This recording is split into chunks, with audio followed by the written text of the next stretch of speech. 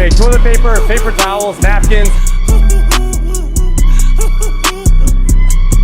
So the roll comes through, gets smushed down, it gets wrapped internally. Yo soy fino, esto es trap de galería. Tú eres un charro, Rocky de aquí, una porquería. Yo un campeón, Rocky Marciano, Rocky Balboa, Rocky Balbía. Tengo la ruta, tengo la vía, sí. Today, we are at one of the facilities that we ship product out of. I'm the boring business guy. We make toilet paper, paper towels, napkins, 300 other disposable wiping products. And I want to show you what goes into making this item, how we produce it, and then get it into the world.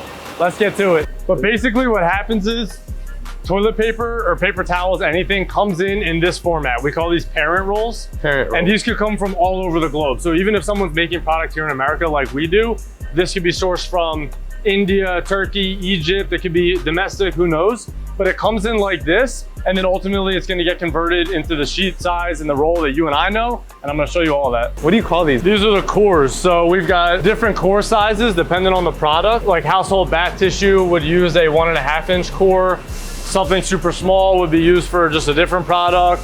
This might be used for like a paper towel roll that you would see in like a restaurant or a commercial restroom.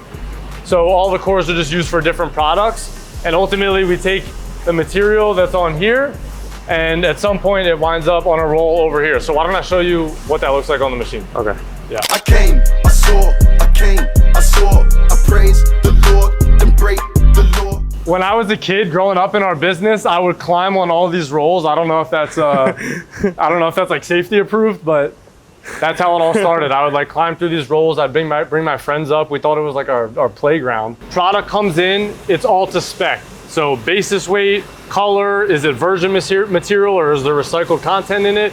Whatever it is, it comes in, there's a label on it. Quality control checks everything to make sure that the spec of what we got actually matches with what we ordered.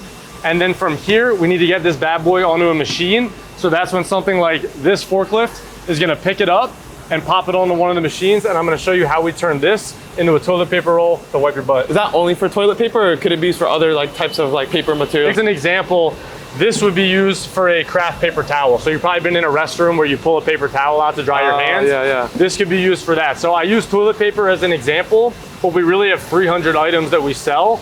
Toilet paper is just an easy one. And we bring in probably 80 different materials that all get used in different types of wiping products. You know those like big ass containers that you see on the ships that come into like the ports? Yeah. We bring in roughly 50 of those per month into our facility. That's insane. So that's all just product coming in from overseas. And we do a lot of domestic also, and we try to source domestically as much as we can.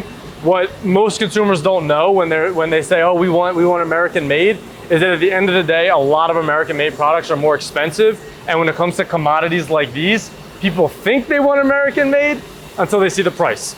And when the price doesn't work, they're okay with the fact that the material comes from overseas. But right now we have nothing being sourced out of China because of the tariffs. Everything is coming from different countries. Those big rolls that we saw, they come over here on that forklift. They get connected to this machine so that we can raise it up and then ultimately load it onto the machine to start running. So I'm gonna show you what that looks like. Oh, this is pretty cool. So if you've ever seen a toilet paper roll that has like an embossing pattern on it, like flowers or whatever, this is how it happens. So this is a metal roll with all of these metal like engravings in it. And when we run the paper through it and basically smush it through this thing, that's how you get the embossing pattern on it. Also, embossing helps break up the tissue fibers to make it softer, and it gives it a little bit more bulk. So the product comes out feeling more premium as well. So embossing looks good and it actually has tangible value to it. So the machine is now running a roll.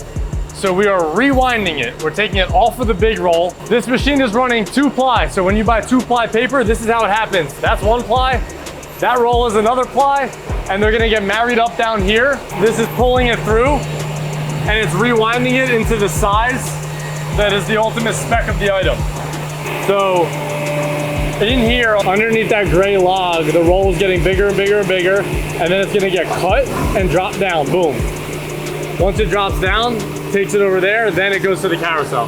This is called a carousel, so it can store a lot of logs. The reason for that is if the back end of the machine stops, or I'm sorry, if the back end of the machine is cranking out but the front end of the machine has to stop or we have to change something, we can load this up and we can basically keep running the machine. And then when the front end is ready, we'll turn it back on again and all these logs are gonna flow through. This is what it looks like. Here's an example.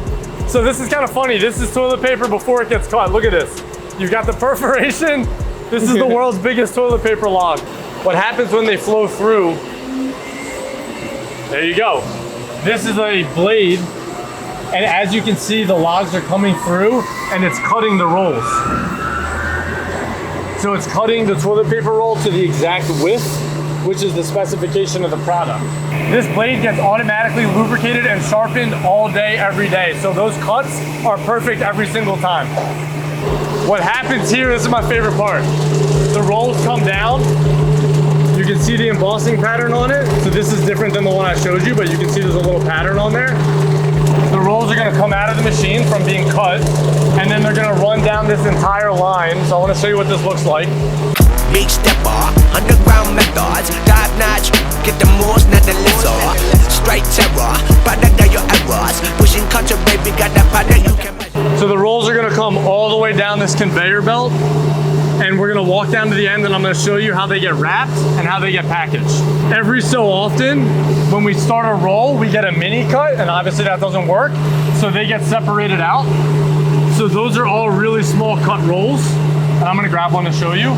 Those are super small, those get sent out, those get recycled. So this one's called an end cut. So this is the end of the roll. As you can see, it's not even. And if we were to cut this off, this would still be too small, so this just gets recycled. You've also got the opposite way where it goes in. So obviously quality control is not gonna allow that, and the machine catches it. And then you also just get these baby cuts. Do you guys reuse the materials or no? So no, this will get sent off to somewhere to get recycled. There's a variety of places that can do it. And a lot of times this will wind up back as toilet paper one day. That's it. The product has different perforation sizes. So this one's a little bit shorter. This is a 3-inch. We can also run 4-inch, but there you go. Just depends on the specification of what we're running. What is this, bro? This is all glue to glue the end of the roll so that the last sheet sticks. Oh. So the machine gets filled with glue and then a very thin layer goes across, and that's what holds the last sheet down. So there's a quality control team that is constantly monitoring the whole facility and is grabbing product off of every production run every so often throughout the day and making sure that everything is to spec. We will literally measure the width of the roll. That's where the glue happens. We'll take it off. We'll measure the perforation length. We'll make sure the embossing is good. We'll make sure that it's 2-ply, which this one is. 2 plies come apart.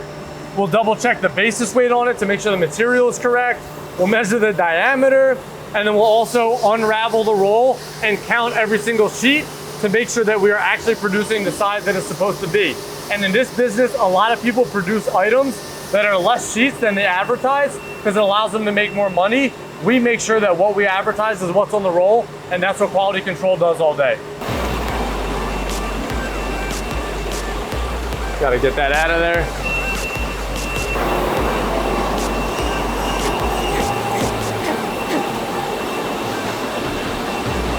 So there are 3 wrappers here that wrap the rolls. So when you get toilet paper, it typically comes individually wrapped. So the rolls come out of the machine down this entire conveyor belt, and they section off 1, 2, 3. So we could run 3 different wrappings, 3 different brands, maybe a private label, or we could run our own brand here in each of these lines. So we'll go around and I'll show you. Bro, what do you think? Dude, this is so different from what I'm used to. This is a legitimate This is toilet paper wrapping. This is what's gonna wrap the roll.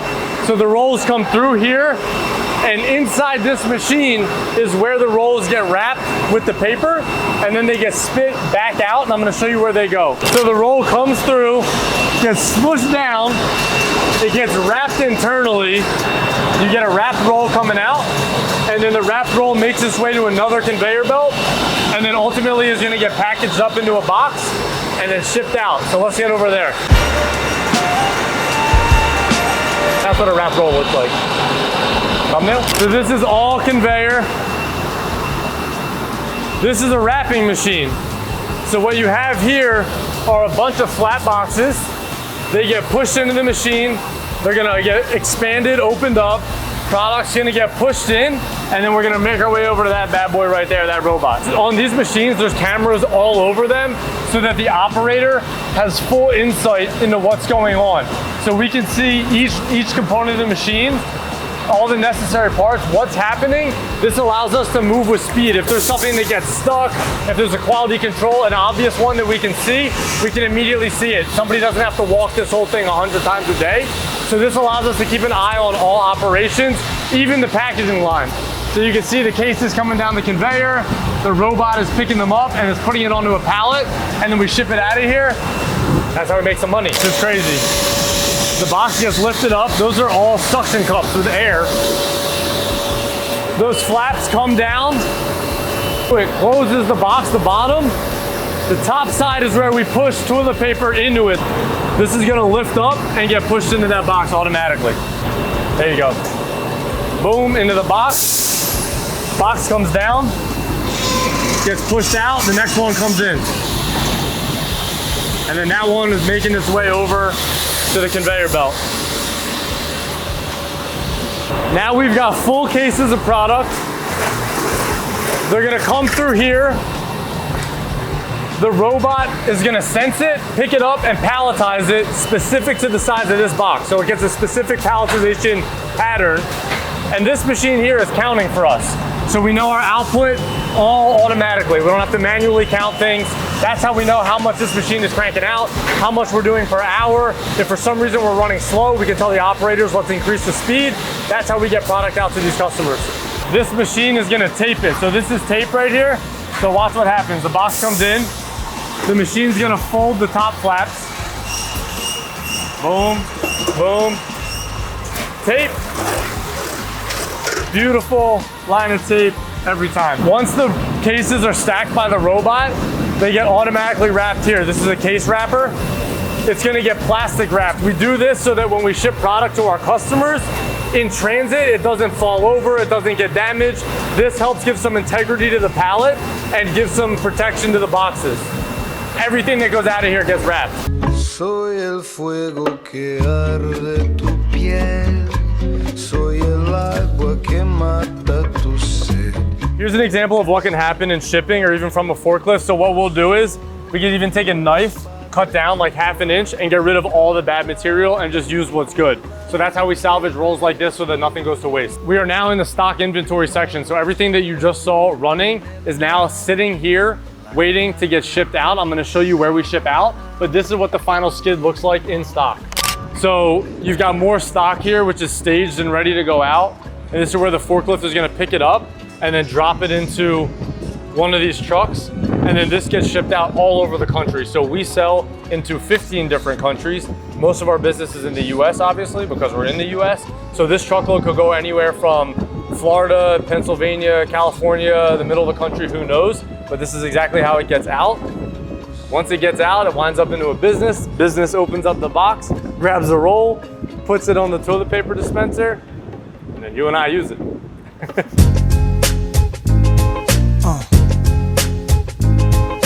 What it looks like here, I'll show you. Try it, okay? You ready? Yep, all right. It's so weird.